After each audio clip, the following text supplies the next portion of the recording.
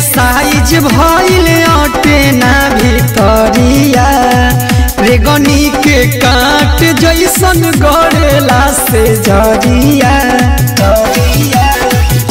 सुनना बड़े बड़े साइज भइल अटे ना भितरिया रेगनी के काट जैसन गड़ेला से जरिया। तो काहे बुझत नहीं खा पीरा हमारा दिल के ए राजा देखो मिल के थोड़ा बही बाड़ी तू रही कसील के ए भाई देखो मिल के।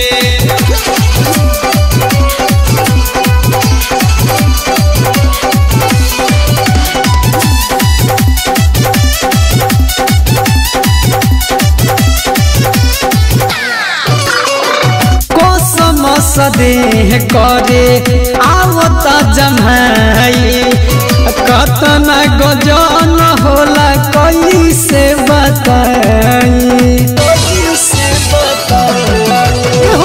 कसम सदेह करे आवता जमाई कतना गजन होला कैसे बताई।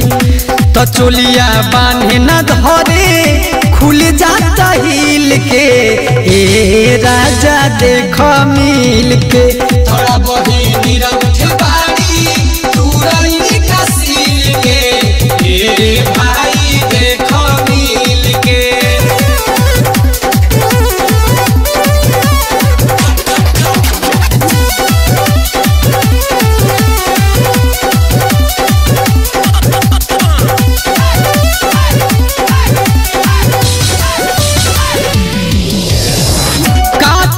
कन्हैया काहे करता देरी राजा मल खान नजर अभियो से फेरी। सुनना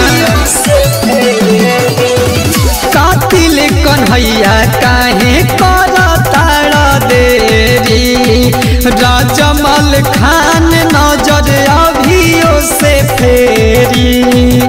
तपे के तुरला नहीं राजा हमारा सील के ए राजा देखो मिल के थोड़ा बही बाड़ी तू रही कसील के ए भाई देखो मिल के।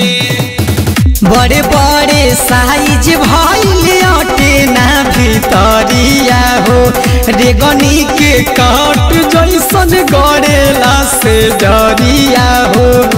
तो काहे बुझत नहीं खा पीरा हमारा दिल के ए राजा देखो मिल के थोड़ा बही